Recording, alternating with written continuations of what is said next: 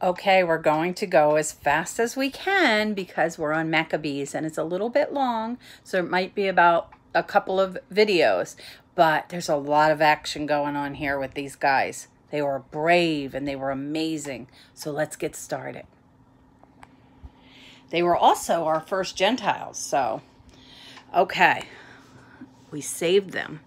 Okay, so as you can see, we are on we only have 2 more periods, and I hope I can finish these in the next 3 days because then I am done in my 30 days. So hopefully I won't go a day or so over.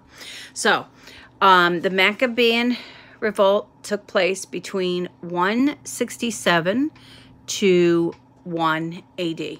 Okay.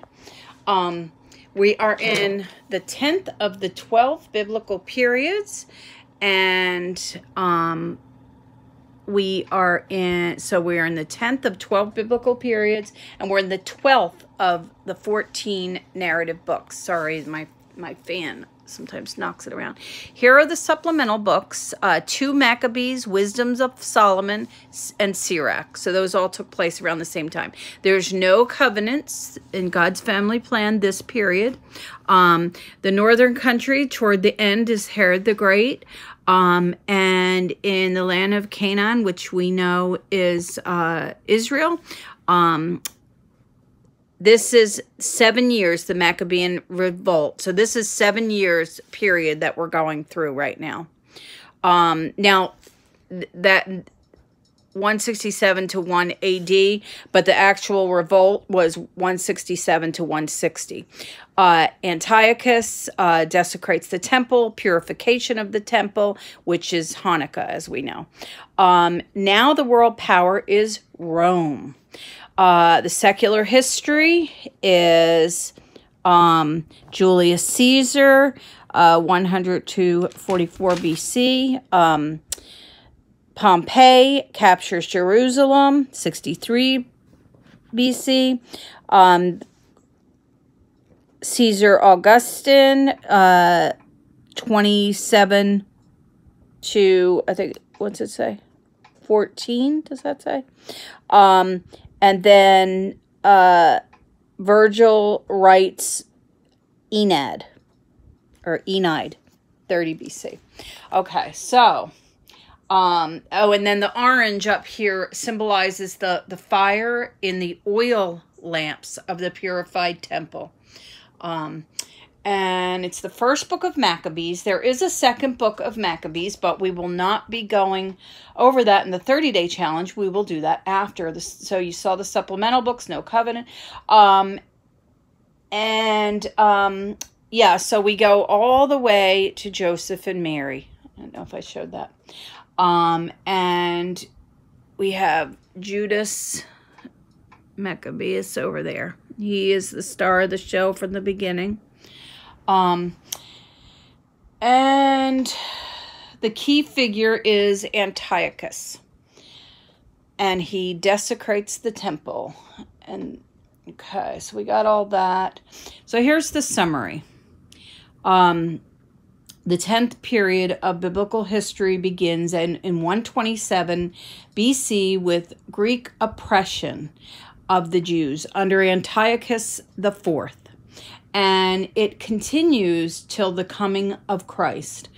This period witnesses the zeal response by the Maccabean family and their unlikely victory and recovery of the land and the temple in 164 BC. For about 100 years, the Jews become once again an independent kingdom. But this independence ends with Roman conquest of the Holy Land in 63, followed by Herod's rule under the auspices of Rome, beginning with Herod the Great in 37 BC. And so we get over here to we're going to point out some parts in the narrative. There's a lot of good parts in this. Greek dominance in the land of Israel commenced with the rise of Alexander the Great, who defeated Persia in 333 BC. After conquering much of the unknown world, Alexander died at a young age, 323 BC, with no clear heir. So his kingdom was divided among 4 of his leading generals, and one had the upper hand for most of the 3rd century, and then the other emerged as dominant in the 2nd century. Okay, let's turn our page. And then came Antiochus the 4th, who named himself Epiphanes. He became a tyrant, and the Jews will never forget. He was the tyrant they would never forget. The book of Maccabees describes the severe persecution initiated by Antiochus against the Jews to eliminate their identity. Now, the big thing is I didn't have to use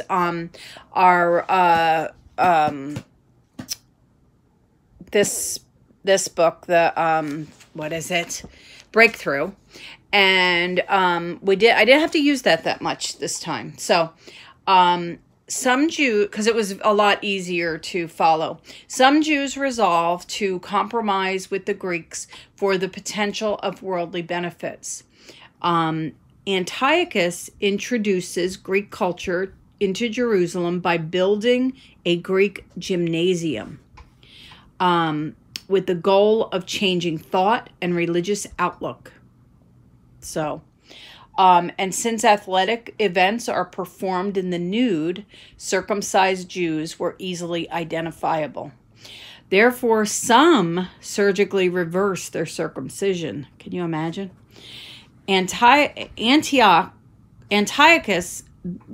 forbid circumcision under the pain of death, and he outlaws Israel's sacrifices, and he tears down the walls of the city and burns the books of the Torah. And worst of all, he desecrates the temple. Yeah. He targets 3 great symbols of Jewish renewal: walls rebuilt, temples rebuilt, and the Torah reestablished. So that was terrible. Matthias and his 3 sons, who come to be called the Maccabees, rally their fellow Jews to armed resistance against the Greeks, and against all the odds the Maccabees are victorious within 3 years. In order to commemorate their victory, they celebrate a feast dedicating the temple. This is the origin of Hanukkah, the Feast of Dedication. So how about that? It says 7 years it went on, so I don't know.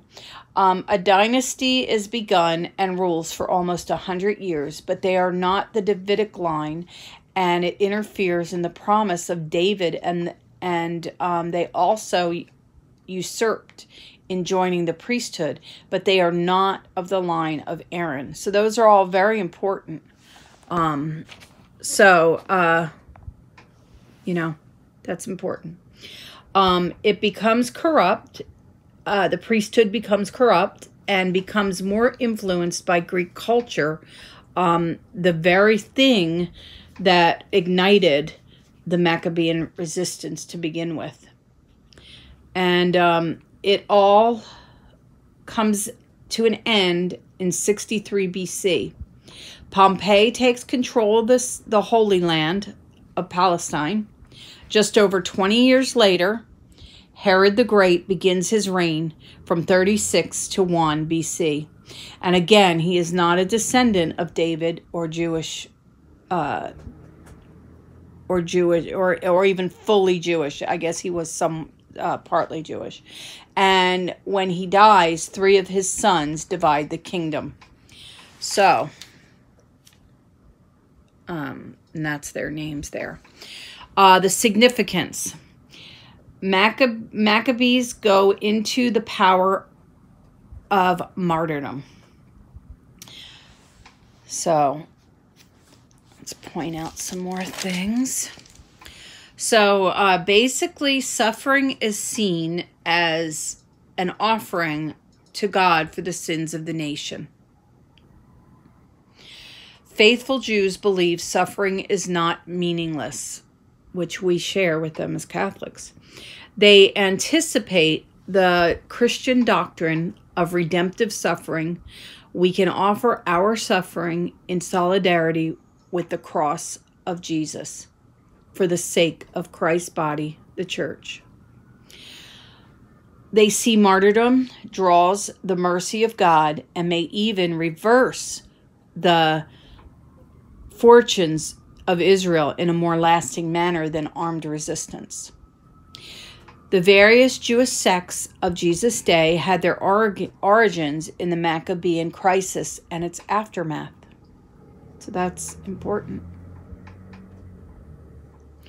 In Jesus' day, they sought to maintain the purity of their heritage and faith while they were surrounded by the pagan culture of Rome.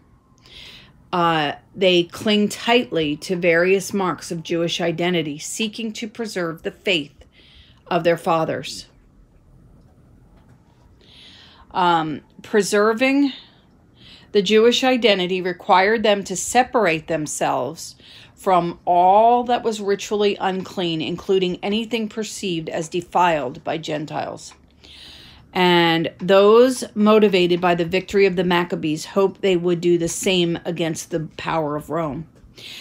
The Essene produced the Dead Sea Scrolls movement, which originated from this same period. So that was interesting. The temple and the priesthood had become so corrupt that the Essenes regarded their community as the true temple as opposed to the one marked by the corruption in Jerusalem. So, Jesus' life against the backdrop of these contemporary groups is helpful for grasping the full importance of his words and action. For example, his emphasis on making peace and loving enemies. Okay? It becomes all the more noteworthy when we hear it in light of the hatred and revolutionary violence of his day. His table fellowship with sinners and tax collectors is all the more countercultural when we realize how strictly the Pharisees enforced separation in their quest for purity. And Jesus cleansing the temple echoes the temple reestablishment of the first century. So that was a very good narrative part to it. I really like that. Okay, so the key event is Antiochus desecrates the temple. So Alexander the Great defeated Darius, the king of Persians, and succeeded him as king. He plundered many nations. Let me put this book so it stops blowing on my paper. Okay. He plundered many nations. He ruled over many nations, countries, and princes. And when he fell sick, his kingdom was divided up among his officers while he was still alive. So he reigned for 12 years. They put on crowns after his death, and so did their sons after them. For many years, they caused many evils on earth. Antiochus, Epiphanes, and renegade Jews. From them came forth a sinful root, Antiochus Epiphanes. So that's what came forth from them. Lawless Israelites misled many, saying, let's go make a covenant with the Gentiles, since we separated from the many evils. Since we separated from the many evils have come from us.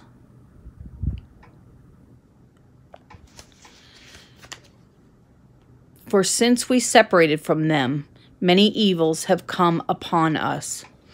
So they built a gymnasium in Jerusalem according to Gentile custom and removed the marks of circumcision and abandoned the holy covenant. They joined with the Gentiles and sold themselves to do evil.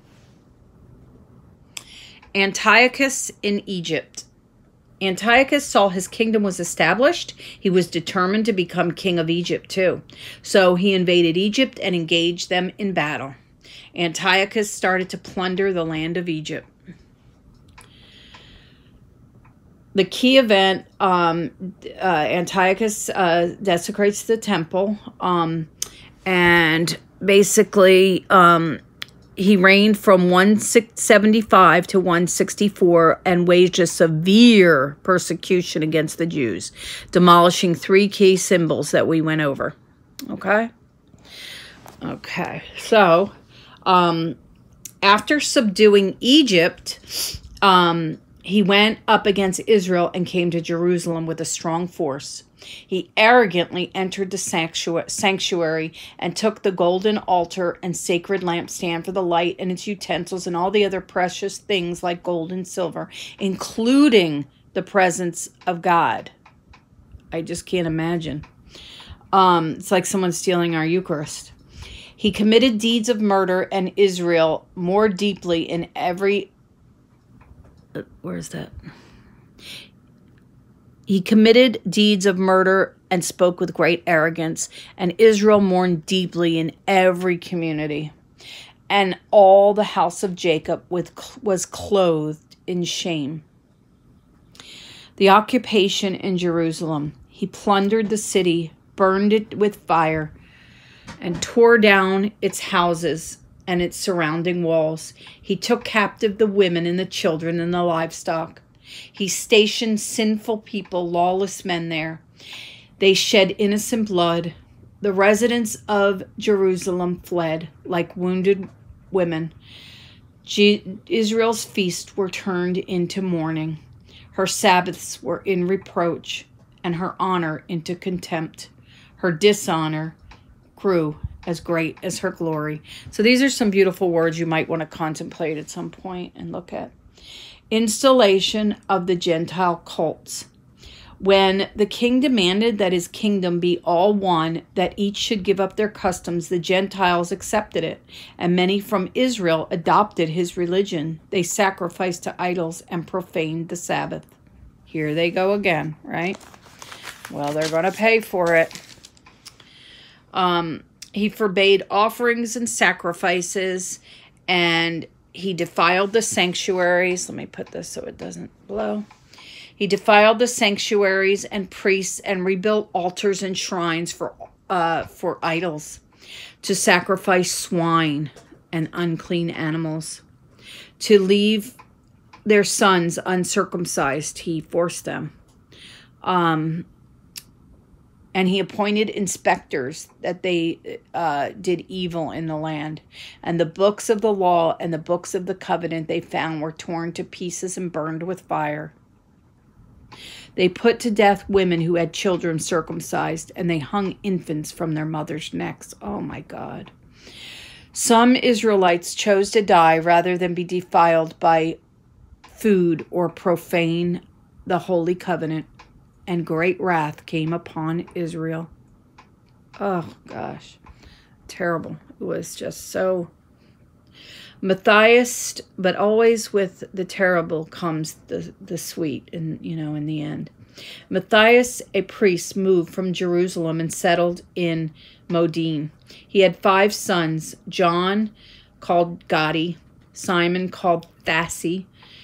I don't hear him called that in here, to be honest.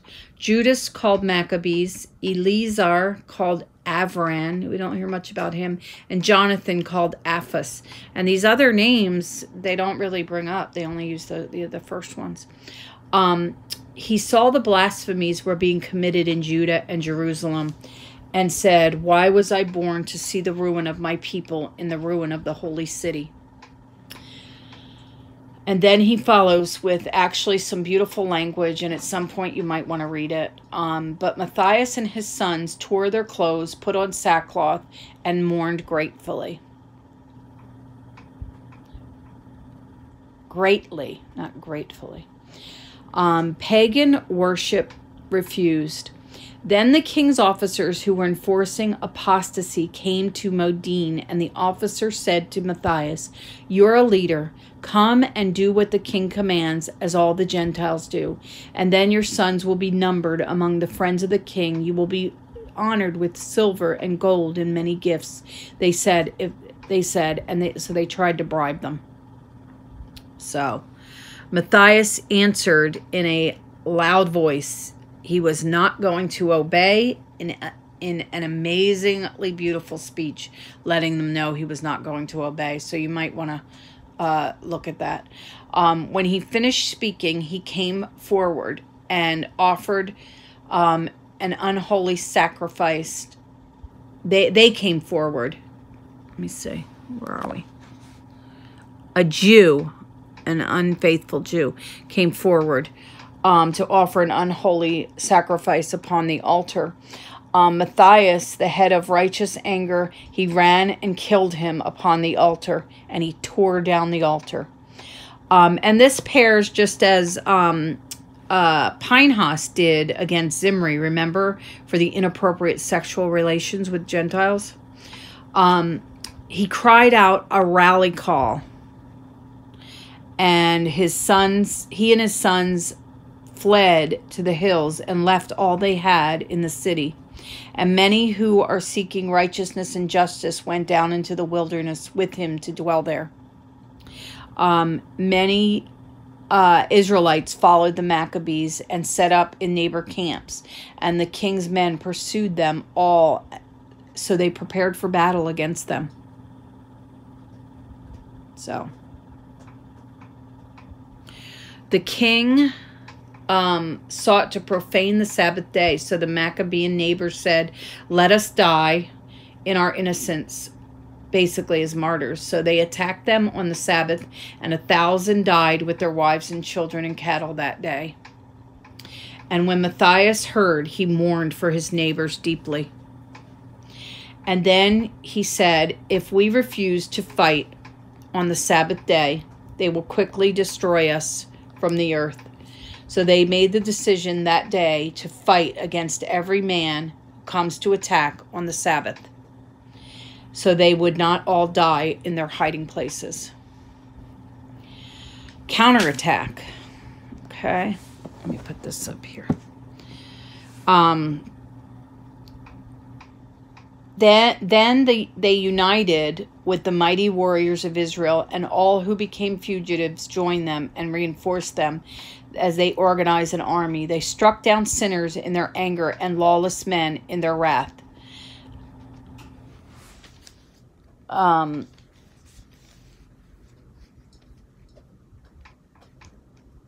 They took, let's see, Matthias and his friends tore down unholy altars, and they forcibly circumcised those within the borders of Israel. They rescued the law out of the hands of the Gentiles and kings, and they never let the sinner gain an upper hand. The last words of Matthias. The day it drew near for Matthias to die, and he said to his sons, "Arrogance and reproach have now become strong, and it is a time..." Arrogance and reproach have now become strong. It is a time of ruin and furious anger. Let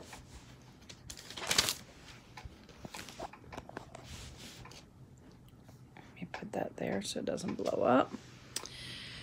Now, my children, show zeal for the law and give your lives to the covenant of our fathers. And he goes on with some beautiful language you want to read at some point. Okay, all that. Okay, early victories of Judas Maccabees. Then Judas, his son, who's called Maccabee, to command in his place. All his brothers and all who have joined his father helped him. They gladly fought for Israel, and it goes on with some beautiful language, just beautiful. So you have to read that at some point. When Judas heard Apollonius gathered together Gentiles in a large force, he went out to meet them. He defeated and killed him. Judas then took the sword of Apollonius. When the commander of the Syrian army heard that Judas had gathered a large company, he said, "I will make a name for myself and win the honor in the kingdom from the king." And he took a large army of ungodly men to help him take vengeance on the sons of Israel. The men with Judas said, there are many, and we haven't eaten. And Judas supplied, it's not the size of the army that victory depends on, but the strength that comes from heaven. So they had a lot against them. Do not be afraid. 800 of Apollo's men were struck down, and the rest ran for their lives. Then Judas and his brothers began to be feared, and fear fell among the Gentiles around them. His fame reached the king, and the Gentiles talked about the battles of Judas. He became quite a hero. The policy of Antiochus. King Antiochus heard these reports and was very angry, so he gathered a strong army. He appointed Lysias as governor, and they prepared for battle. The king sent 40,000 infantry and 7,000 cavalry to the land of Judah. The king commanded them to destroy it. When they arrived, camped near Emmaus, they went into the traders and took silver and gold in immense amounts. And they went into the camps to get the sons of Israel for slaves. So they planned on keeping them for slaves. Judas and his brothers learned the king commanded their final destruction. So they assembled and prayed, asking for mercy and compassion, and then ready for battle. They performed a ritual where they fasted that day, put on a sackcloth, and sprinkled ashes on their head and tore their clothes, and opened the book of the law concerning Gentiles and idols. They brought garments of the priesthood, first fruits, and tithes, and they cried aloud to heaven, a beautiful prayer you might want to read at some point. Let's see. Okay. Then they sounded the trumpet and gave a loud shout, and Judas appointed leaders in charge of thousands and hundreds and fifties and tens. He said to those who are faint-hearted they should return to his home, according to the law. Judas said, guard yourselves and be valiant against those who have come to destroy us in our sanctuary. Gird yourselves, not guard yourselves. I apologize. They said, it is better for us to die in battle than to see the misfortunes of our nation and sanctuary, but his will in heaven. So, okay, we're going to end this one and go to the next. We're probably going to do about 4 of these to get through Maccabees.